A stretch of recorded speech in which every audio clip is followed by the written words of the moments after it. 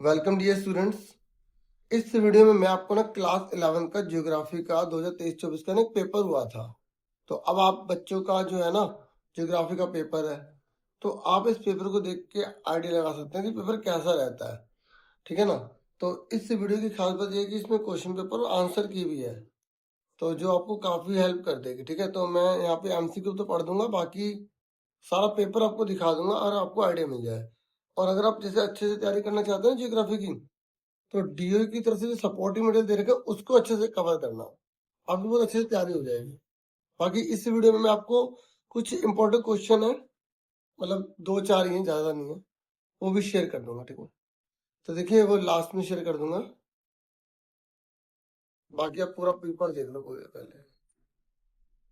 तो पहला क्वेश्चन है, यहाँ पर बोला कि जल चक्र के घटक एवं प्रक्रियाओं की सूची दी गई है, तो कौन सी चीज यहाँ पर बिल्कुल सही बताई गई चारों में से। तो यहाँ पर पहला आंसर है वायुमंडल में जल यानी कि संघ में वर्षण, ये है इसका। इंग्लिश में भी देखोगे ये है वाटर इन द एटमॉस्फेयर यानी कि कंडेंसेशन और प्रेसिपिटेशन। फिर यहाँ पर सेकंड है निम्नलिखित कथनों पर विचार कीजिए एवं दिए गए विकल्पों की सहायता से सही उत्तर का चयन करना है। तो अभिकथनों का कारण दे रखा है, ये कह रहे हैं महासागरों के सतही जल का तापमान विषुवत वृत्त से ध्रुवों की ओर घटता चला जाता है। मतलब सारा जो जल है ना उसका जो तापमान है तो ध्रुवों की ओर घटेगा। आपको पता ही है कि ध्रुवों में जब हम जल जा रहा है तो वहाँ बर्फ ही होती है ध्रुवों पर, तो सत्य है। अगर ध्रुवों की ओर प्रवेशी सौर्य विकिरण मात्रा घटती है तो ये भी सही है, सूर्य की जो विकिरण होता है वो घटता चला जाता है। दोनों बात सही है, रीजन भी ठीक है। तो आंसर यहाँ पर जो है ना इसमें कौन सा दे रखा है, व्याख्या करना वाला उल्टा सीधा दे रखा होता है, ध्यान से पढ़ना। ठीक है बी। ठीक है, इंग्लिश में देख लो आप। ठीक है, temperature of surface water decreases from the equator towards the poles, बिल्कुल ठीक है, रीजन भी ठीक दे रखा है, क्योंकि इंसुलेशन जो होता है ना वो डिक्रीज होता चला जाता है। फिर उसके बाद नेक्स्ट है ये, निम्नलिखित में से कौन सी धारा गर्म महासागरीय जल धारा का उदाहरण है। देखो कौन सा गर्म जो है पानी है, तो इसका आंसर है क्यूरोशिबा। इसका मतलब ये ठंडी जल धारा है। चौथी क्वेश्चन है ना, जैसे वार्म ओशन करंट की बात कर रहा है, ऐसी कोल्ड करंट ओशन, तीनों आप अच्छे से इसे रन भी कर लेना। ठीक है, ठीक है, निम्नलिखित में से किस इकाई में तरंग गति को मापा जाता है। अगर तरंग को मापने के लिए यानी कि यहाँ पर बोल रहे हैं कि वेव स्पीड को मापने के लिए किसका यूज किया जाता है, यहाँ लिखा है नोट का। ठीक है, नोट का यूज किया जाता है। ठीक है, और उसके बाद यहाँ पर देखो ये पांचों क्वेश्चन है, ये कह रहा है दिए गए कथनों को पढ़िए फिर उत्तर दीजिए। ये कह रहा है ग्रहों का निर्माण धीमी गति से घूमते हुए पदार्थों के बादल से हुआ जो सूर्य की युव अवस्था से संबंध थे। तो यहाँ पर ये कह रहा है इस परिकल्पना को क्या बोला गया, क्या नाम दिया गया है। यहाँ पर बोला गया है the planets were formed out of a cloud of material associated with a youthful sun which was slowly rotating। इसे क्या बोला गया, नेबुलर बोला गया है। ठीक है, यहाँ पर निहारिका बोला गया है। ठीक है, ये स्टेटमेंट्स आई है तो उसका आपको मीनिंग बताना है, उसको क्या बोला गया। ये कह रहा है दक्षिण क्रम में आपको व्यवस्थित करना है, दक्षिण क्रम में। ठीक है, उत्तर से दक्षिण क्रम में, तो आपको नॉर्थ, भारत के जो नॉर्थ में राज्य हैं और उसको फिर साउथ की तरफ जाना है। ऊपर नॉर्थ होता है, नीचे साउथ होता है, तो लाइन से लगाना है। ठीक है, तो यहाँ पर आपको जो स्टेट्स है ना नॉर्थ टू साउथ लगाना है। तो अब सबसे पहले हम नॉर्थ में कौन सा राज्य देखते हैं भारत में, उत्तराखंड देखते हैं, फिर यूपी आ जाएगा। ठीक है, यूपी के बाद जो है मध्य प्रदेश, उसके बाद क्या आ जाएगा, महाराष्ट्र आ जाएगा। तो इस हिसाब से आंसर जो है वो डी हो जाएगा। ठीक है, फिर उसके बाद ये कह रहा है कि निम्नलिखित में से कौन सा राज्य स्थल रुद्र राज्य है। ठीक है, तो आपको जो मतलब हर जगह ना जमीन से घिरा हुआ है। ठीक है, ये लैंड लॉक्ड स्टेट कौन सा है, मतलब उसके चारों ओर समुद्र नहीं है, तो लैंड लॉक्ड इनमें से बताना है। तो आप इनको देखो, तीनों पानी से टच होते हैं, तो ये नहीं होता ना तेलंगाना, ऐसे भी कर सकते हो आप। ठीक है, तो मैप की स्टडी भी कर लेना। पिक्चर बनी आएगी, पूछ रहा है कि भूआकृतिक खंड को प्रदर्शित करता है, बताओ ये क्या बता रहे हैं, कौन सा है। देखो ये नॉर्दर्न प्लेन है, ठीक है, उत्तरी मैदान है। और कोस्टल प्लेन कब होगा, जब एक तरफ समुद्र हो एक तरफ जमीन हो। आइलैंड कब होगा? जब चारों ओर पानी हो। पेनिनसुलर, ठीक है, इस तरीके से जो होते हैं, है ना। फिर इस तरीके से आगे है हमारा यहाँ पर 9th क्वेश्चन है। फिर क्या है, निम्नलिखित में से कौन सा भू आकृतिक खंड अरावली पहाड़ों से उत्तर पश्चिम में स्थित है? यहाँ पर बोल रहा है which of the following physiographic division is situated to the north west of the Aravalli. Aravalli के यहाँ पे नॉर्थ वेस्ट में पूछ रहा है, ठीक है। तो ये विजुअल इम्पेयर्ड के लिए, लेकिन ये नॉर्थ वेस्ट में है ना, तो नॉर्थ और वेस्ट, वेस्ट मतलब पश्चिम की ओर, तो ये भारतीय मरुस्थल आ जाएगा, इंडियन डेजर्ट। फिर ये कह रहे सिंधु नदी निम्नलिखित में से किस स्थान पर पहाड़ियों से बाहर निकलती है? तो यहाँ पर इंडस रिवर की बात चल रही है, तो उसका नाम यहाँ पर दे रखा है, ठीक है, ये लिखा अटक, ठीक है, अटक। फिर यहाँ पर 10th है, यहाँ कहा जा रहा है सतलुज नदी तिब्बत में मानसरोवर के निकट राक्षस ताल से निकलती है। इस नदी पर सरदार सरोवर परियोजना बनाई गई है। तो आपको बताना कि दोनों में से कौन सी बात सही है, क्या दोनों ठीक है? तो देखो जो सतलज रिवर है ना, तो वो राक्षस ताल नियर मानसरोवर के बिल्कुल ठीक है, ठीक है। और यहाँ पर ये जो सरदार सरोवर बांध है ना, ये बोले इस पर बनाया गया, ये गलत दे रखा है। तो इसलिए यहाँ पर आंसर देखो किसने लिखा है कि बी कथन सही है। और ये जो सरदार सरोवर है ये नर्मदा रिवर पर है, ठीक है ना, ये आपको पता होना चाहिए। देखिए उसके बाद ये 11वां क्वेश्चन है, यहाँ पर आपको मैचिंग के लिए दिया गया है और यहाँ पे आपको ऑप्शन भी दे रखे हैं, ठीक है। तो यहाँ पर जो है आपको मैचिंग करके बताना है। इसमें आंसर हमें ए दे रखा है, ठीक है। तो यहाँ पर इसका आंसर मैं आपको बता दूं, जैसे यहाँ बोला उष्णकटिबंधीय पर्णपाती वन, तो पर्णपाती वन वे होते हैं जो 6 से 8 हफ्तों में अपनी पत्तियां गिरा देते हैं। तो इसका एग्जाम्पल दे रखा है, तो इसका एग्जाम्पल ठीक है, ठीक है। तो इसका एग्जाम्पल जो है वो सागवान हो जाएगा। फिर उष्णकटिबंधीय कांटेदार वन कौन सा होता है? जो अपनी पत्तियां जो ना कांटों के रूप में ज्यादातर रखते हैं, जहाँ बारिश बहुत कम होती है, तो खेजड़ी इसका एग्जाम्पल है। पर्वतीय वन जो पहाड़ों पर पाए जाते हैं, ठीक है। तो इसका आंसर जो है वो देखो, जो है यहाँ लिखा है स्प्रूस, ये वाला। और सदाबहार वन जिनकी पत्ते कभी एक साथ नहीं गिरती हैं, तो वो एबनी हो जाएगा, ठीक है, इस तरीके से। फर्स्ट है इसका आंसर। जैसे ये डिफरेंस वगैरह ना वो भी पढ़ लिया करो, जो क्वेश्चन है ना उसके अंदर थोड़े से एक्स्ट्रा भी कर लिया करो, ठीक है। ठीक है, यदि किसी क्षेत्र में रेल पटरी बिछानी है तो आप कौन से पेड़ का प्रयोग करेंगे? तो यहाँ पर 4 ऑप्शन दे रखे हैं। तो यहाँ पर जो मेंशन है वो चीड़ के पेड़ का मेंशन किया गया है, ठीक है, ये ए आंसर है, ठीक है। फिर कह रहे which of the following statement related to the blossom shower, तो ये कह रहे फूलों की बौछार संबंधित कौन सा कथन है? इस वर्षा से कहवा उत्पादक क्षेत्रों में कहवा के फूल खिलने लगते हैं, तो ये रिलेटेड है इसमें। ठीक है, निम्नलिखित में से कौन सा प्रायद्वीपीय भारत में कुंशी शीत ऋतु न होने का प्रमुख कारण है? तो ये भूमध्य रेखा की निकटता के कारण, ठीक है।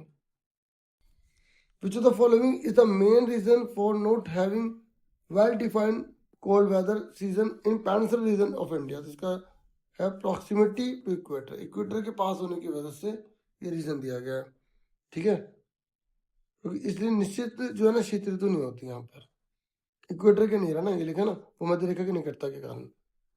अब बाकी पेपर दिखा रहा हूँ और आपको आंसर की दिखा रहा हूँ, ठीक है।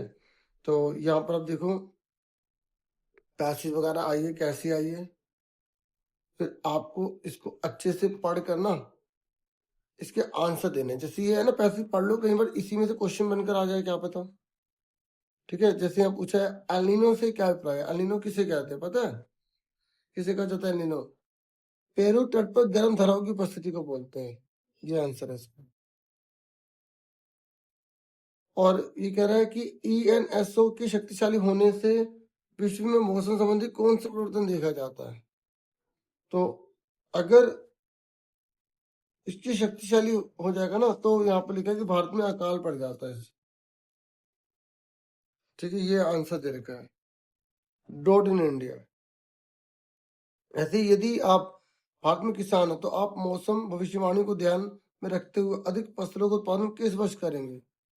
बताओ कब करेंगे? तो यहाँ लिखा है कि जिस वर्ष एलिनो कमजोर होगा, क्योंकि यहाँ लिखा है ना एलिनो अगर जब बहुत ज्यादा बढ़ जाता है ना तो अकाल पड़ने के चांस बढ़ जाते हैं। तो एलिनो कमजोर होगा तो फिर फसल हम जो आसानी से उगा सकते हैं। तो यहाँ पर ये है इसका आंसर।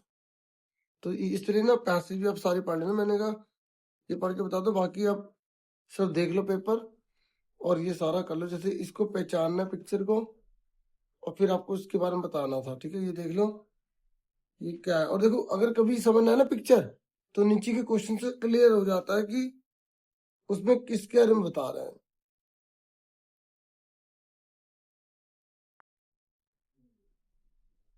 ठीक है, अब देखो ये यहाँ पर ये पैसेज है, देखो इसका आंसर मैंने आपको ये दिखा दिया, ये एक ही मीडियम में अवेलेबल है बच्चों आंसर। ठीक है, आप जो गूगल ट्रांसलेटर या किसी की मदद से आप इसको इंग्लिश में कर लेना। ठीक है, आजकल तो बहुत सी चीज़ें अवेलेबल हो गई हैं, इसका बेनिफिट उठाओ। स्टडी अच्छी होनी चाहिए, आपकी नंबर अच्छे आने चाहिए। ठीक है ना, तो अब आप देख लो ये। उसके बाद देखो ये 19 ये मैंने आपको दिखा दिया, एक बार दोबारा से दिखा रहा हूँ। ये है और ये है हमारे पास, इसे पूरा पढ़ लो ध्यान से, क्योंकि इसमें से हो सकता है क्वेश्चन एक बार बनकर आ जाए। ठीक है, क्योंकि पिछले से पिछले साल का ना तो काफी चांसेस होते हैं कुछ सेम आने के।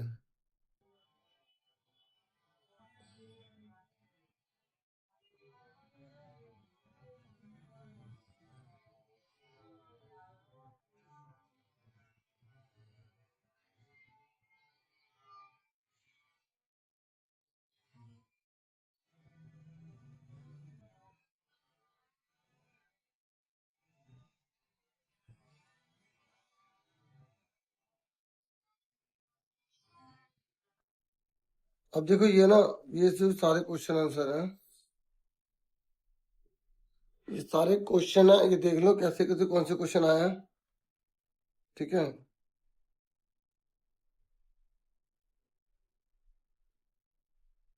और फिर आप इसके आंसर देख लेना। पहले क्वेश्चन दिखा देता हूँ, यहाँ मैंने आपको दिखा दिए 23 तक। ठीक है, तो अब यहाँ तक ये 20 का आंसर है, इसे मैं थोड़ा बड़ा कर देता हूँ, आराम से देख लो। फिर ये 21 का है,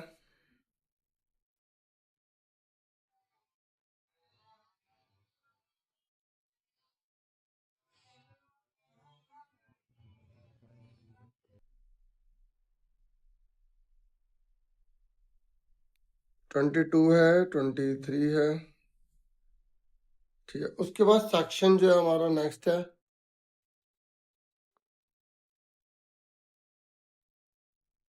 तो ये हो गया। तो 24 में देख लो कौन कौन से क्वेश्चन आए हैं। ये जो सूर्य का ताप है ना, तो उसमें विभिन्नता है, आखिर पूरी धरती जो गोल है उसमें सूर्य का ताप अलग अलग क्यों है, उसके बारे में पूछ रहा है। ये ओस क्या होती है उसके बारे में पूछ रहा है। अगर आपने जैसे थोड़ा बहुत पढ़ भी लिया ना इसके बारे में, अपने आप बना बना के लिख दोगे। और ये जो लॉन्ग क्वेश्चन है ना, ये हमेशा इजी रहते हैं, तो पहले आप चाहे तो इन पर भी फोकस कर सकते हैं। ठीक है, ये देखो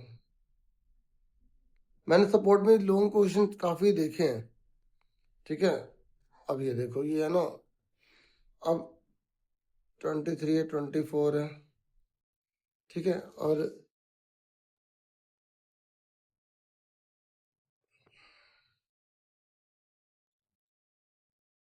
इसको थोड़ा बड़ा कर देता हूँ मैं। तो एक बार दोबारा से देखो, 24 है। ठीक है, ये 25 हो जाएगा।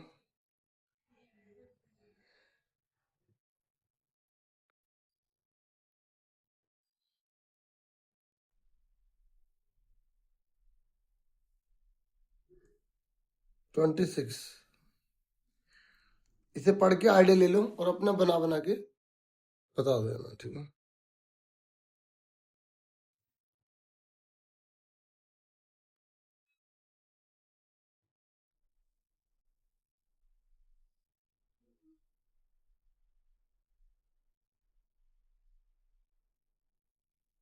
नमामि गंगा जो परियोजना है उसके बारे में लिखा है। इसमें सीवेज ट्रीटमेंट की व्यवस्था करनी है, नदी किनारे का विकास करना, नदी सतह की सफाई करनी है, वनीकरण पेड़ लगाने हैं, जन जागरूकता, औद्योगिक अपशिष्ट की निगरानी, गंगा ग्राम। तो कोई बच्चे ने 5 लिखे तो उसके मार्क्स मिलेंगे। फिर जो है ना यहाँ पर और वाला है, हिमालय अपवाह तंत्र की मुख्य विशेषताएं।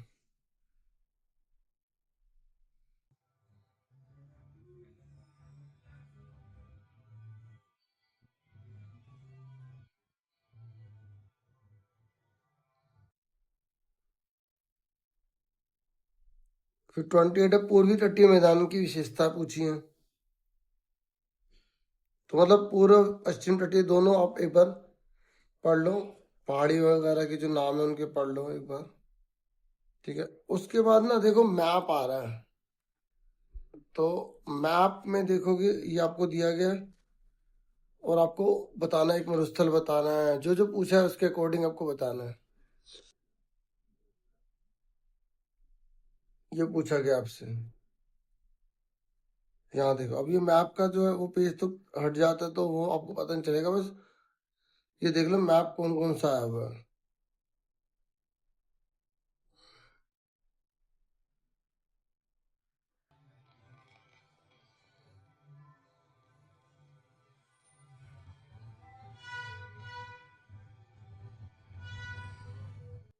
ये जो अभी क्वेश्चन देखे थे ना विजिलम वाले बच्चों के लिए, तो ये आप उसके आंसर देख रहे हैं।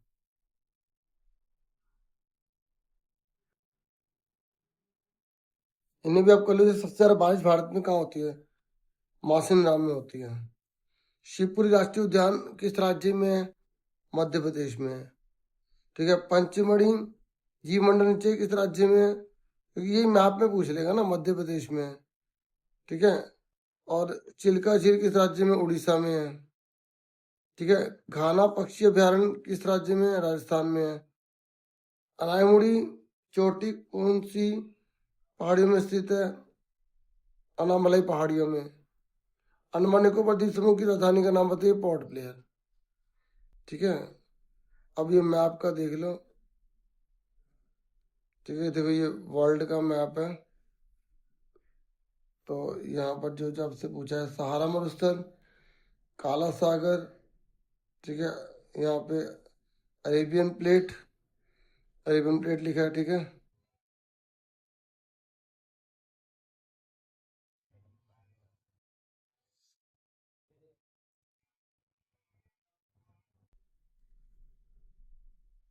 वर्ल्ड का मैप है ना, तो यहाँ पे ये कैलिफोर्निया है। सारा मरुस्थल बता दिया मैंने आपको, अरेबियन प्लेट बता दिया, ठीक है। और अगुल हाम जो धारा है, और अटलांटिक वन ब्राजील, ठीक है। तो ये आपका हो जाएगा, ठीक है।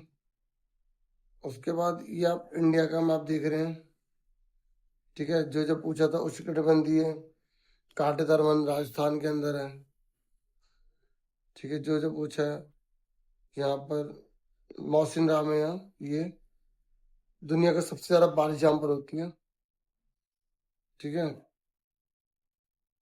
ये चिल्का झील, ठीक है, हमने पढ़ा था उड़ीसा में, ठीक है। अनामलाई चोटी, ठीक है। उसके बाद हमने जो अभी उद्यान के बारे में पढ़ा था, ठीक है, शिवपुरी राष्ट्रीय उद्यान मध्य प्रदेश में, ठीक है।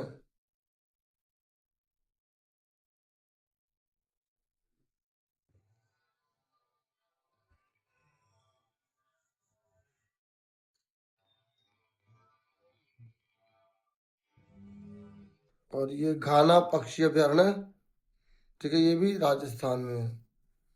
तो इस तरीके से ये पूरा मैप आपको मैंने बता दिया है, ठीक है। अब ना वो कुछ क्वेश्चन देख लो, छोटे छोटे हैं।